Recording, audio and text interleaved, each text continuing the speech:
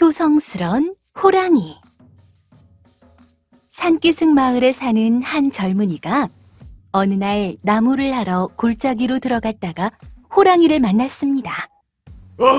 무서운 눈으로 노려보며 다가오는 호랑이를 보고 이젠 죽었구나 하고 생각하니 젊은이는 눈앞이 캄캄했습니다.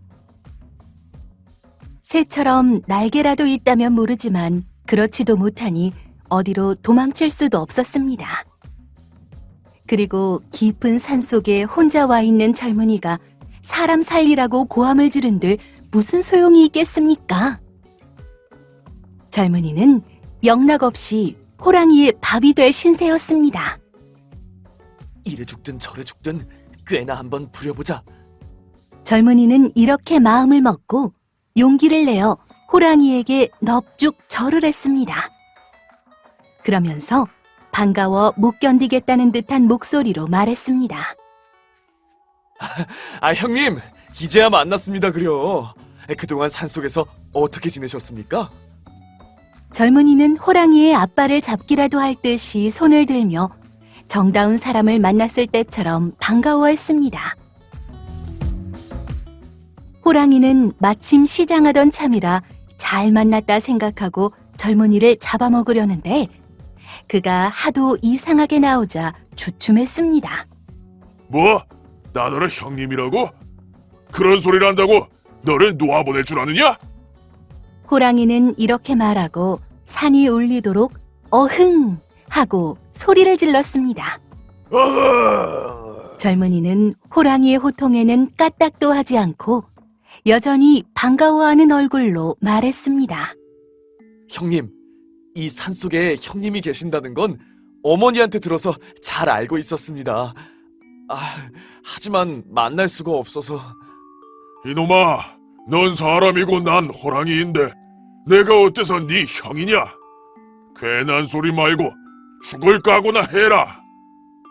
호랑이가 입을 떡 벌리고 덤벼들려고 하자 젊은이는 한층 더 정다운 목소리로 말했습니다. 그렇지요. 어머니도 형님이 모르고 그렇게 생각하기 쉬울 거라고 말씀하셨어요. 참 딱한 일입니다. 어머니는 어릴 적에 형님이 산으로 들어가서 집에 들어오지 않자 죽었는지 살았는지 알지 못하게 되었답니다. 젊은이는 잠시 말을 그치고 호랑이를 흘낏 쳐다보고 나서 다시 말을 이었습니다.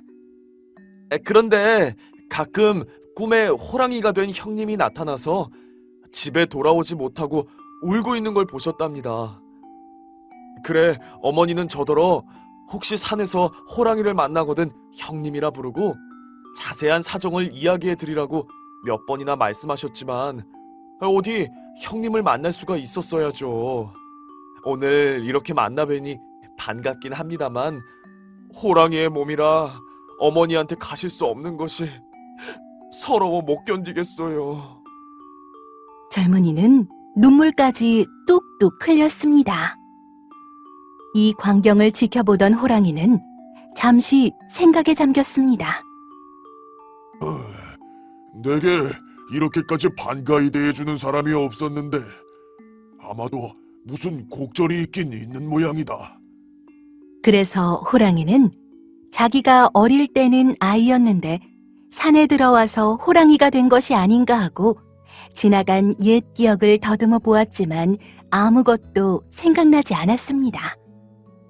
그러면서도 어쩌면 이 나무꾼의 말대로 어릴 땐 자기도 사람이었을지 모른다는 생각이 들었습니다. 그렇다면 어머니가 나를 잃고 얼마나 슬퍼했을까? 호랑이는 갑자기 마음이 언짢아졌습니다. 호랑이는 처음 나무꾼을 잡아먹으려던 생각은 다 잊어버리고 동생이라는 젊은이에게 조용히 말했습니다. 내가 내 동생이라니 참 반갑기는 하다만 나는 이미 호랑이의 탈을 썼으니 같이 살 수도 없고 어머니를 뵈러 갈 수도 없구나. 그러니 내가 가서 어머님께 안부 전하고 잘 봉양해 드려라. 아니 형님, 그동안 어머니가 얼마나 형님을 보고 싶어 하셨는지 모릅니다. 어떻게 어머니를 한 번만이라도 만나보셔야 할 게 아닙니까? 젊은이는 이젠 살았다 싶어 이런 말까지 덧붙였습니다.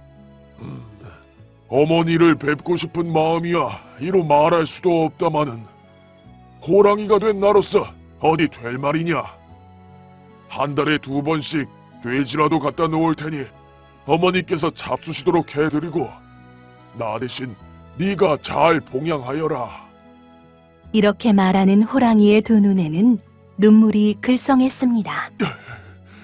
나무꾼은 호랑이와 헤어져 무사히 집으로 돌아왔습니다. 목숨을 잃을 뻔한 위기에서 용케도 꾀를 내어 무서운 호랑이를 속이고 살아난 것은 참으로 다행한 일이었습니다. 그런 일이 있고서 며칠 뒤였습니다. 젊은이는 아침 일찍 뒷곁에 나갔다가 깜짝 놀랐습니다. 난데없이 멧돼지 한 마리가 죽어 있지 않겠습니까? 참으로 이상한 일이다. 설마 그 호랑이가 이런 짓을 했을까? 젊은이는 어머니를 불렀습니다. 어머니! 어머니! 어머니도 방문을 열고 멧돼지를 보자 깜짝 놀랐습니다. 멧돼지는 금방 죽었는지 아직 온기가 느껴졌습니다. 그 호랑이가 잡아다 놓았을 거다. 아마 호랑이가 어렸을 적에는 사람이라고 알았던 모양이구나. 참으로 효성이 지극한 호랑이로구나. 어머니는 이렇게 말씀하시고 젊은이에게 멧돼지를 요리하라고 했습니다. 젊은이는 멧돼지를 정성스럽게 요리하여 어머니와 함께 맛있게 먹었습니다. 그 후에도 보름마다 멧돼지 한 마리가 꼬박꼬박 뒷곁에 놓이곤 했습니다. 젊은이는 물론 어머니도 그 호랑이가 참으로 고마운 짐승이라 생각하며 멧돼지 고기를 맛있게 먹곤 했습니다. 그 이듬해에 젊은이의 어머니는 병환으로 세상을 떠났습니다. 이상하게도 그 후론 뒷곁에 멧돼지를 갖다 놓는 일이 그만 뚝 끊어지고 말았습니다. 아마 호랑이도 어머니가 돌아가신 걸 알았나 보다. 젊은이는 그 호랑이의 효성을 다시금 갸륵하게 생각했습니다. 어느 해 가을날 젊은이는 산으로 나무하러 갔다가 호랑이 새끼 3마리를 만났습니다. 그런데 그 새끼 호랑이들은 웬일인지 꼬리에 흰 헝겊들을 달고 있었습니다. 이상하게 생각한 젊은이는 새끼 호랑이들에게 물어보았습니다. 그랬더니 그 새끼 호랑이들의 대답이 참으로 기특했습니다. 우리 할머니도 당신 같은 사람이었대요.